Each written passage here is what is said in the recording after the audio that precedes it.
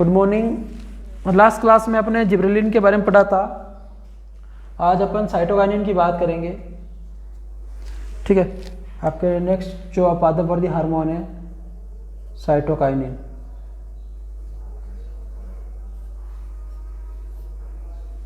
देखिए साइटोकाइनिन क्या है इसके बारे में। तो हेबरलैंड नाम के वैज्ञानिक ने सर्वप्रथम परीक्षण किया कि कुछ पादपों के, किसने? हेबरलैंड कि हेबरलैंड नाम का जो वैज्ञानिक हुआ था, मैंने सर्वप्रथम परीक्षण किया कि कुछ पादपों के फ्लोएम में कुछ विलेय पदार्थ उपस्थित होते हैं जो कोशिका विभाजन को उद्दीपित करते हैं। इन्होंने क्या कहा कि जो फ्लोएम होता है पादप का, जो आपके पादपों में भोजन का परिवहन करता है, ठीक है, तो फ्लोएम के जो होता है कि इसमें कुछ विलेय पदार्थ, इसमें जो है विलेय पदार्थ पाया जाता है। विलेय मतलब जो घुलनशील होता है, विलेय पदार्थ पाया जाता है जो क्या करता है, कोशिका विभाजन को प्रेरित करता है। किसको? कोशिका विभाजन को।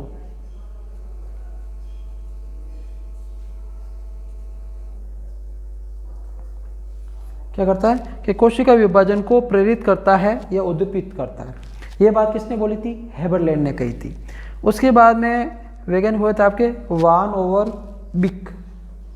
वान ओवर बिक,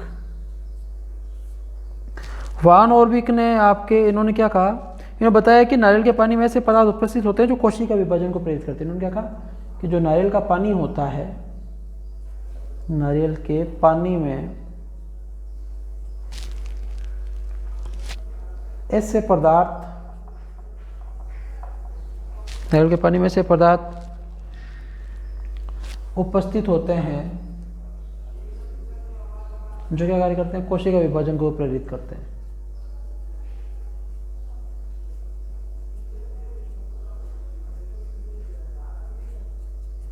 ठीक है, ये बात किसने बोली? वान ओवर बिक ने कहा। उसके बाद में वैज्ञानिक आए स्कुग व मिलर। स्कुग व मिलर, इन्होंने क्या किया 1955 में, और जो आपके बिक की बात कहती है 1941 की बात थी, और हेबरलैंड की बात कहती है 1913 की बात थी। सन आपके ज़्यादा महत्वपूर्ण नहीं थे, पूछे नहीं जाते, लेकिन अपन को नॉलेज के लिए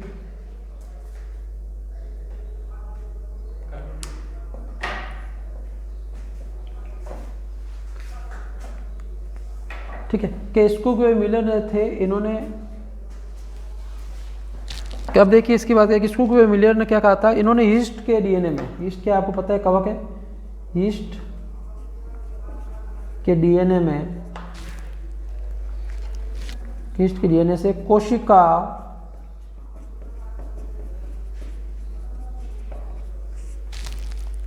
विभाजन के लिए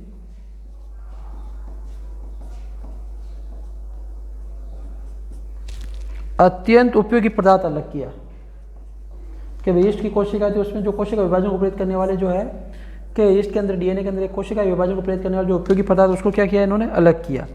और उसको क्या नाम दिया गया, किसे क्या नाम दिया? काइनेटिन। क्या नाम दिया? काइनेटिन। ठीक है, और काइनेटिन नाम किसने दिया था? आपके स्कुग व मिलर ने। उसके बाद में वैज्ञानिक है लेथम।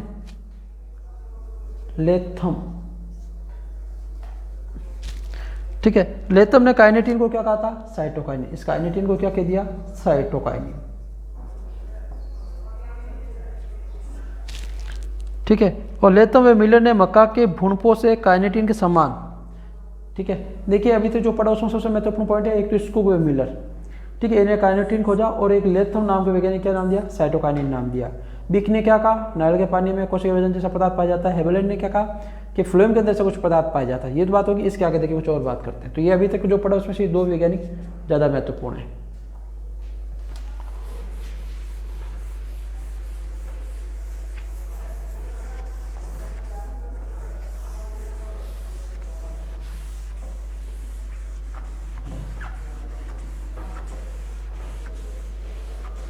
अब इसके आगे देखिए बात करते हैं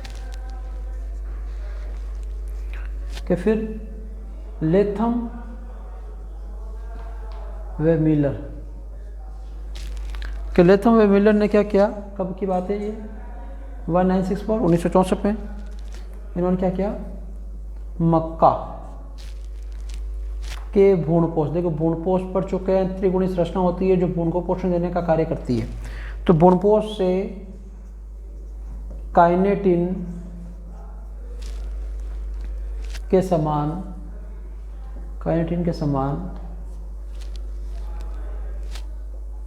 पदार्थ विमुक्त किया या अपन कह सकते हैं अलग किया, ठीक है, जिसे क्या नाम दिया गया, जियाटिन। किसने, लेथम वेबिले ने क्या किया, मक्का के भ्रूणपोष से काइनेटिन साइटोकाइनिन के समान पदार्थ अलग किया जो कोशिका विभाजन को प्रेरित करता है, उसे क्या नाम दिया गया, जियाटिन नाम दिया गया।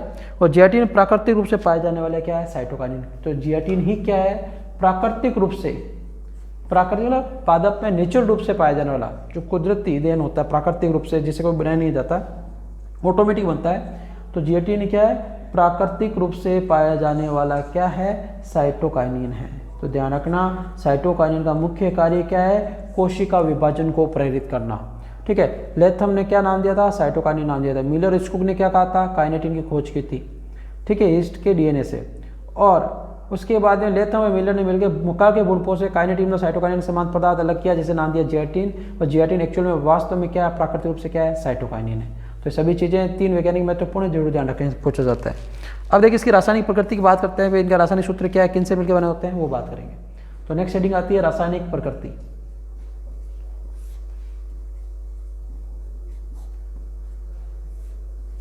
ठीक है, तो रासायनिक प्रकृति में देखिए कि साइटोकाइनिन जो है न्यूक्लिक अम्लों के अपघटन से बनते हैं। कि जो साइटोकाइनिन क्या होते हैं, कि जो न्यूक्लिक अम्ल होते हैं डीएनए आरएनए उनके अपघटन से बनते हैं। तो न्यूक्लिक अम्ल क्या है, या अपन कह सकते हैं डीएनए व आरएनए, ठीक है। न्यूक्लिक अम्ल जो है कि न्यूक्लिक अम्ल के अपघटन जो होता है, ठीक है, तब ये साइटोकाइनिन का निर्माण होता है न्यूक्लिक अम्ल के अपघटन से। इसके अलावा कि अपन संरचनात्मक दृष्टि से देखें तो ये क्या है, अमीनो प्यूरिन है। अमीनो प्यूरिन आप पढ़ चुके हैं 11th क्लास में, ठीक है। प्यूरिन पिरामिड 2 नाइट्रोजन सार होते हैं, प्यूरिन में एडेनिन और गुआनिन आता है, जिसे मैंने आपको बताया था एजी से याद किया जाता है। जिनमें क्या पाई जाती है कि इनके अंदर कौन सी वलय पाई जाती है, एक वलय पाई जाती है, इसका नाम है फरफ्यूल, ठीक है, फरफ्यूरल वलय पाई जाती है। इतना अपन को संरचना नाम याद रखना है, इसकी संरचना कोई इतनी ज़्यादा महत्वपूर्ण नहीं है। और इस प्रकार प्रथम पहचाना गया साइटोकाइनिन का नाम क्या रखा गया, कि जो पहला साइटोकाइनिन पहचाना गया उसका नाम रखा गया है 6 फरफ्यूरल अमीनोप्यूरिन, ठीक है। तो ये नाम हो गया कि इसमें परफ्यूरल वलय पाई जाती है। और इसमें क्या है, आपके ये जो साइटोकाइनिन है संरचनात्मक दृष्टि से क्या होते हैं, अमीनोप्यूरिन होते हैं। और पहला जो आपका साइटोकाइनिन पहचाना गया उसका नाम क्या था, 6 परफ्यूरल अमीनोप्यूरिन है।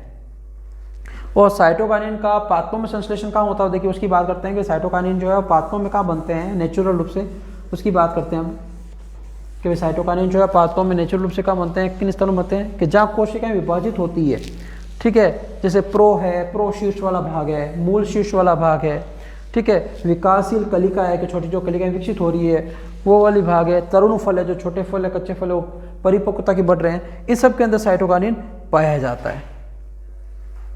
देखिए अपन क्या बात करें कि भाई प्राकृतिक रूप से साइटोकाइनिन का संश्लेषण कहाँ होता है, साइटोकाइनिन कहाँ बनता है, तो साइटोकाइनिन का निर्माण कहाँ होता है उसकी बात करें, पूछा जा सकता है कि साइटोकाइनिन का निर्माण कहाँ होता है। तो इसका निर्माण होता है आपके प्रोशीर्ष में, मतलब जहाँ कोशिकाएं विभाजित होती है, कहाँ कि कोशिकाएं विभाजित होती है, कोशिकाएं विभाजित मतलब नई कोशिकाएं बन रही होती है। तो कोशिकाएं विभाजित कहाँ होती है, प्रोशीर्ष में। प्रो मतलब हवा में पादप जो सबसे ऊपर वाला भाग है उसका शीर्ष वाला भाग प्रोशीर्ष, ठीक है। मूल का सबसे आगे वाला भाग मूल शीर्ष, जो ये विभाजित होकर बढ़ते रहते हैं, ठीक है। विकासशील कलिका के जो छोटी छोटी पत्तियों के समान संरचनाएं बनती है, ठीक है। तो फिर आगे जाके क्या करती है, फल का आपके फूल का निर्माण करेगी, पत्तियों का निर्माण करेगी, ठीक है। तो विकासशील कलिका, ठीक है। तरुण फल जो आपके छोटे फल लगे हैं वो परिपक्वता के बढ़ेंगे। इस सब के अंदर क्या होता है, नेचुरली प्राकृतिक रूप से क्या होता है, साइटोकाइनिन बनता है। इसके अलावा बात करेंगे साइटोकाइनिन जो है कोशिका द्रव्य में टीआरएनए के संरचनात्मक घटक का कार्य करते हैं। कि जो साइटोकाइनिन है आपके, साइटोकाइनिन, इसके लिए एक महत्वपूर्ण बात और है कि साइटोकाइनिन जो है ये आपके कोशिका द्रव्य साइटोकाइनिन जो है कोशिका द्रव्य में टीआरएनए के संरचनात्मक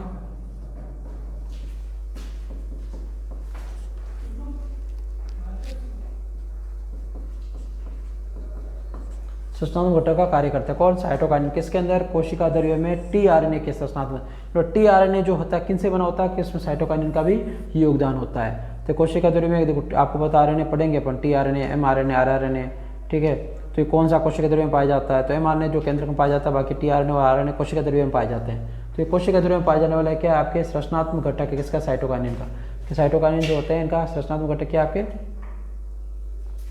टीआरएनए, ठीक है। कि टीआरएनए का संरचनात्मक घटक क्या है? साइटोकाइनिन है, ठीक है। तो ये साइटोकाइनिन की बात होगी। अब आगे देखिए कि साइटोकाइनिन की संरचना बनाते हैं अपन। जैसे अभी बोला था कि साइटोकाइनिन जो सबसे पहले खोजा गया था 6 परफ्यूरिल अमीनो प्यूरिन, उसकी संरचना बनाते हैं। देखिए कि सबसे पहले NHCS3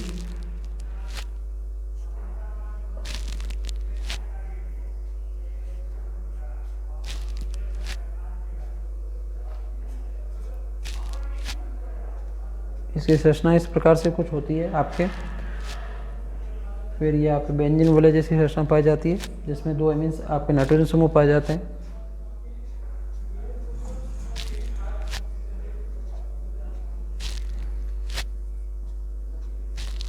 तो इनसे क्या होता है, वापस आपके नाइट्रोजन जो समूह होते हैं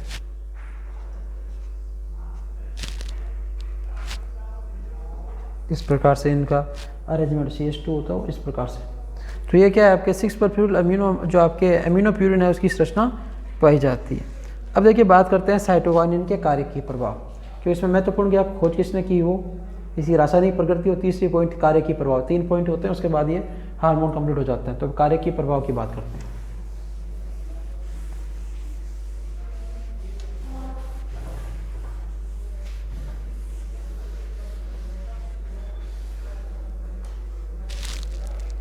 तो साइटोकाइनिन के कार्य की प्रभाव,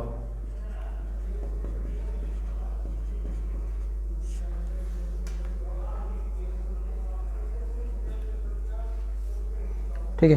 कि साइटोकाइनिन के कार्य की प्रभाव सबसे पहले कोशिका विभाजन, और ये इसका ये सबसे महत्वपूर्ण पॉइंट है कि जो पहला लिखा जाता है पहले दूसरा पॉइंट वही इनके महत्वपूर्ण, बाकी सब में लगभग कॉमन पॉइंट आएंगे, ठीक है। कोशिका विभाजन कि साइटोकाइनिन जो है ऑक्सीजन की उपस्थिति में कोशिका विभाजन को प्रेरित करता है। किसकी उपस्थिति में? कि साइटोकाइनिन तो जरूरी है, साथ में क्या होना चाहिए?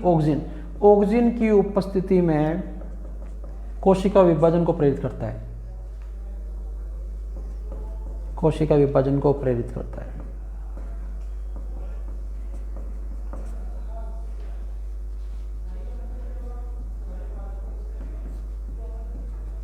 ठीक है। इसके बाद बात करें कि ये पादप में क्या कार्य करते हैं। तो ये पादप में विभज्योतक ऊतक निर्माण की क्रिया को प्रेरित करते हैं। किसकी? विभज्योतक। विभज्योतक मतलब जो विभाजन करने वाला ऊतक है। विभज्योतक ऊतक निर्माण, विभज्योतक ऊतक निर्माण की क्रिया को प्रेरित करता है, ठीक है। कि विभज्योतक ऊतक है इसकी क्रिया को क्या करते हैं? प्रेरित करते हैं। कौन? कोशिका विभाजन के अंदर जो आपके साइटोकाइनिन है वो इनका कार्य किया कि विभज्योतक ऊतक है उसके निर्माण को कौन बढ़ाता है? साइटोकाइनिन बढ़ाता है। फिर इसके बाद दूसरा पॉइंट आता है कोशिका दीर्घीकरण। कोशिका आपके दीर्घन या दीर्घीकरण एक ही बात है कि साइटोकाइनिन कोशिका के दीर्घन को प्रेरित करता है, कोशिका की लंबाई को बढ़ाता है। दीर्घन मतलब लंबाई बढ़ाना। ये दीर्घन को प्रेरित करता है, दीर्घ लंबाई को प्रेरित करता है, तो दीर्घन को प्रेरित करता है जिसके अंदर पादप। इसके अलावा ये तंबाकू की मूल कोशिकाएं साइटोकाइनिन के प्रभाव से सामान्य की तुलना में 4 गुना दीर्घित पाई जाती है। कि एक एग्जांपल दिया कि तंबाकू जो पादप है, ठीक है, इसकी जो मूल की कोशिकाएं, जड़ की कोशिकाएं जो है, जड़ की कोशिकाएं, ठीक है, कि जब जड़ की तंबाकू पादप को साइटोकाइनिन मिल जाता है तो इसकी जड़ की कोशिकाएं जो है वो सामान्य वृद्धि से 4 गुना ज़्यादा लंबी बढ़ जाती है, दीर्घीकृत हो जाती है। कब? जब कोशिका तंबाकू को क्या मिल जाए? साइटोकाइनिन। वैसे वृद्धि करती है, लेकिन साइटोकाइनिन जब इनके तंबाकू पादप को मिल जाता है तो इसकी जड़ की कोशिका कितने गुना बढ़ जाती है? 4 गुना लंबी हो जाती है ज़्यादा। और साइटोकाइनिन का ये प्रभाव जो है वो ऑक्सिन व इथाइलिन के साथ मिलकर प्रदर्शित होता है। कि साइटोकाइनिन का जब ये प्रभाव 4 गुना होता है, इसमें कौन कौन सा हार्मोन जरूरी है? एक तो ऑक्सिन, दूसरा साथ में इथाइलिन। जब ये दोनों हार्मोन होते हैं तो कुछ ऐसी क्रिया देखने को मिलती है। अगला है थर्ड पॉइंट, कोशिका विभेदन। विभेदन वाला होता है परिपक्वता की तरफ बढ़ना, मैच्योरिटी की तरफ बढ़ना। कि कोशिका लंबाई बढ़ गई, फिर वो क्या होगी? परिपक्व होगी, स्थायी हो जाएगी। तो कोशिका विभेदन भी इसी से प्रभावित होता है कि ऑक्सीजन के साथ मिलकर ये पौधों के अंग निर्माण को नियंत्रित करता है। किसके साथ मिलकर? ऑक्सीजन के साथ मिलकर। ऑक्सीजन के साथ मिलकर ये क्या कार्य करता है कि ऑक्सीजन के साथ मिलकर पौधों में अंग निर्माण को क्या करते हैं? नियंत्रित करते हैं। ठीक है, कि अंग निर्माण कितना होगा, किस प्रकार से होगा। और साइटोकाइनिन और ऑक्सीजन की उपस्थिति में विभिन्न अनुपात में अलग अलग प्रभाव दिखाई देता है। देखिए उनकी बात करते हैं कि भाई साइटोकाइनिन अधिक होगा, ऑक्सीजन कम होगा, तो कौन से लक्षण प्रकट होंगे, उनकी बात करने वाले हैं। और एग्जाम में पूछा भी जा सकता है। देखिए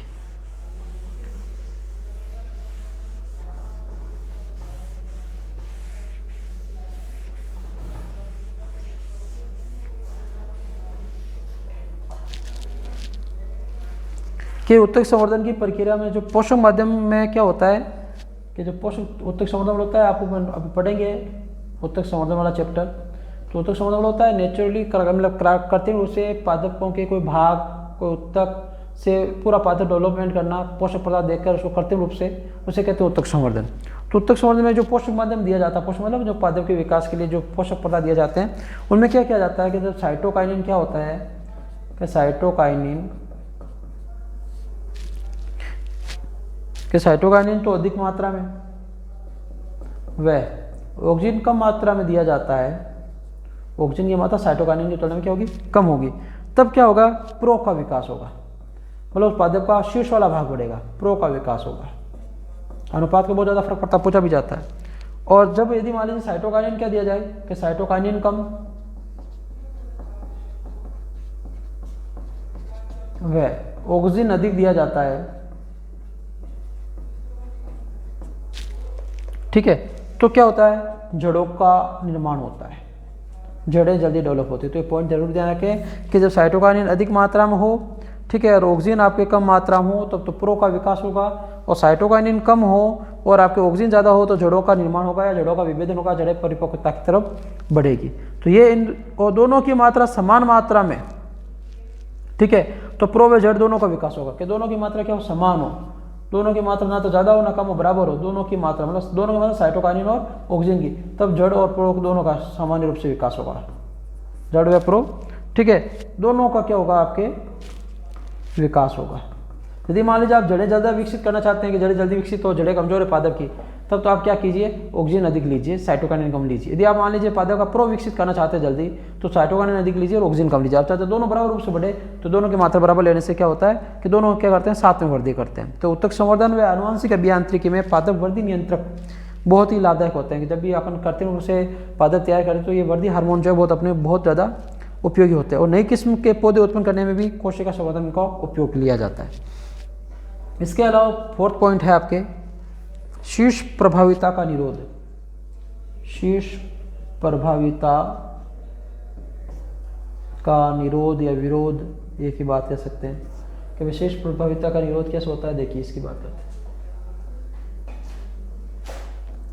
तो शीर्ष प्रभाविता का निरोध की बात करते हैं कि भाई साइटोकाइनिन के छिड़काव से शीर्ष प्रमुखता समाधक को, शीर्ष प्रमुखता अपन पढ़ा था ऑक्सीजन के अंदर, इसका मुख्य गुण क्या है? पादप की शीर्ष कलिका जब तक बढ़ेगी तो पादप का पार्श्व भाग नहीं बढ़ता है, मतलब पादप चौड़ा नहीं होता है। यदि शीर्ष कलिका को काट दिया जाता है तो पादप चौड़ा हो जाता है। तो अपन बोल रहा था शीर्ष कलिका की उपस्थिति में पार्श्व कलिकाओं का नहीं बढ़ना क्या कहलाता है? शीर्ष प्रभाविता कहलाता है। ठीक है, अब मान लीजिए शीर्ष प्रभाविता हो रही है, यदि मान लीजिए आपने साइटोकाइनिन का छिड़काव कर दिया, क्या कर दिया? साइटोकाइनिन का छिड़काव कर दिया, तो साइटोकाइनिन की छिड़काव करने से शीर्ष प्रमुखता क्या हो जाएगी? समाप्त हो जाएगी। आपको शीर्ष कलिका काटने की आवश्यकता नहीं पड़ेगी और शीर्ष कलिकाओं की वृद्धि रुक जाएगी और पार्श्व कलिकाओं की वृद्धि शुरू हो जाएगी। तो शीर्ष प्रभावित प्रमुखता क्या समाप्त हो जाती है, ठीक है, और आपके क्या होगा? जो पादप की पार्श्व कलिकाएं विकसित होने लग जाती है, पार्श्व कलिकाओं का विकास हो जाएगा।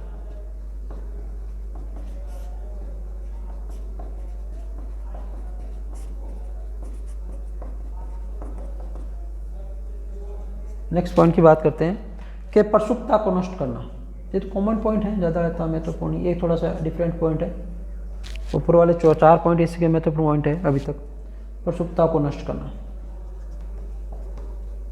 अपन ये जिब्रेलिन में भी पढ़ा था प्रसुप्ता को नष्ट करना, कि साइटोकाइनिन बीजों द्वारा वे कंदों की जो आपके प्रसुप्ता नष्ट की जाती है, मतलब बीज अंकुरित नहीं हो रहे हैं, या जो कंद है आलू के हैं, अदरक के प्रकंद है, या अंकुरित नहीं हो रहे हैं, तो आप साइटोकाइनिन का छिड़काव करेंगे तो प्रसुप्ता क्या हो जाएगी, नष्ट हो जाएगी और वो अंकुरित होने लग जाएंगे। तो ये क्या करते हैं, अंकुरन को प्रेरित करते हैं।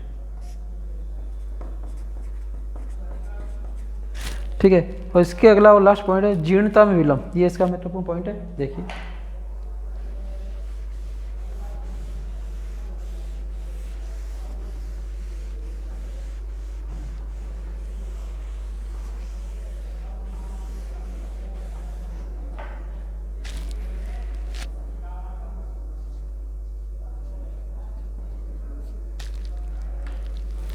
जीर्णता विलंब क्या, देखिए जीर्णता वाला होता है बुढ़ापा, विलंब मतलब देरी। के पात्रों में साइटोकाइनिन क्या करता है, जीर्णता को रोकता है, बुढ़ापे को रोकता है। साइटोकाइनिन पौधों में जीर्णता के, बुढ़ापा के, उम्र के, एक ही बात है, को रोकता है। कि पादप को वर्दी जो है एक निश्चित उम्र, उसकी उम्र को क्या करता है, कम करता है। कि सामान्य जीर्णता से पूर्व क्या होता है, पत्तियों में प्रोटीन, देखिए क्या होता है कि सामान्य रूप से क्या पाया होता है, सामान्य रूप से कि जीर्णता के अंदर क्या होता है कि जीर्णता से पूर्व, जीर्णता से पहले पत्तियों में प्रोटीन, पर्णहरित, न्यूक्लिक अम्ल, डीएनए व आरएनए आदि का क्या हो जाता है, विघटन प्रारंभ हो जाता है। विघटन मतलब नष्ट होना प्रारंभ हो जाते हैं।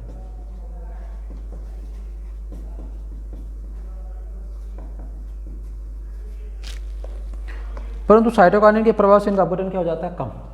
कि भाई साइटोकाइनिन पौधे में नहीं रहेगा तो जैसे पादप में जो आपके जीर्णता से पहले क्या होगा कि जीर्णता से पहले उनमें पत्तियों में जो प्रोटीन होता है वो खत्म होने लग जाएगा, पर्णहरित खत्म होने लग जाएगा, न्यूक्लिक अम्ल खत्म होने लग जाएगा, जिससे पादप की जो पत्तियां क्या हो जाती है, विघटन की ओर, टूटने की ओर बढ़ जाएगी, गलने लग जाएगी, नष्ट होने लग जाएगी, उनका अपघटन होने लग जाएगा। ठीक है, लेकिन अपन मान लीजिए साइटोकाइनिन का जो प्रभाव है, साइटोकाइनिन का छिड़काव कर दें तो ये सभी चीज़ें क्या हो जाएगी, कम हो जाएगी और पादप में ये गुण प्रकट नहीं होंगे। तो साइटोकाइनिन के प्रभाव से इनका अपघटन कम हो जाता है, मतलब ये नष्ट होना क्या हो जाती है, कम। जैसे मान लीजिए ये नष्ट होने वाली 1 महीना, अब क्या होगी, इनमें 6 महीने लगेंगे, ये 8 महीने तक रहेगी। तो ये साइटोकाइनिन क्या कर देता है, ये जो प्रभाव अभी पड़े हैं इन प्रभाव को क्या अपघटन है कि साइटोकाइनिन के प्रभाव में इनका अपघटन कम हो जाता है। ठीक है, ये जल्दी नष्ट नहीं होंगे। कौन, पत्तियों में प्रोटीन, पर्णहरित, न्यूक्लिक अम्ल, इनका विघटन नहीं होगा, नष्ट नहीं होंगे। जिससे क्या होगा कि जीर्णता का प्रभाव धीरे धीरे क्या हो जाता है, धीरे धीरे प्रकट होगा। एक तो अभी हाथों हाथ होने वाला था 10-15 दिन में, एक अब 6 महीने, 7 महीने, 8 महीने के बाद में होगा। तो इसमें क्या होगा, जीर्णता का प्रभाव धीरे धीरे क्या हो जाता है, कम। किसकी उपस्थिति में, साइटोकाइनिन की उपस्थिति में। तो साइटोकाइनिन की उपस्थिति में क्या हो जाता है, जीर्णता का प्रभाव धीरे धीरे प्रकट होता है। ऐसे नहीं होगा, नहीं होगा लेकिन समय लगेगा, धीरे धीरे प्रकट होता है। ठीक है, और साइटोकाइनिन के जीर्णता विलंब प्रभाव को क्या कहा जाता है कि भाई साइटोकाइनिन का जो ये जीर्णता विलंब प्रभाव है, साइटोकाइनिन ने जीर्णता या बुढ़ापे को क्या कर दिया, थोड़ा लेट कर दिया। तो साइटोकाइनिन के जीर्णता विलंब प्रभाव को क्या कहा जाता है कि रिचमोंड लेंग प्रभाव कहा जाता है। क्या कहा जाता है, रिचमोंड लेंग प्रभाव कहा जाता है। किसको, साइटोकाइनिन में जीर्णता विलंब को, साइटोकाइनिन में जीर्णता को देरी से आने को क्या कहा जाता है, रिचमोंड लेंग प्रभाव कहा जाता है। ठीक है, तो आज के लिए इतना ही। ठीक है, बाकी जो है इसके आगे नेक्स्ट हार्मोन है वो नेक्स्ट क्लास में डिस्कस करेंगे। धन्यवाद।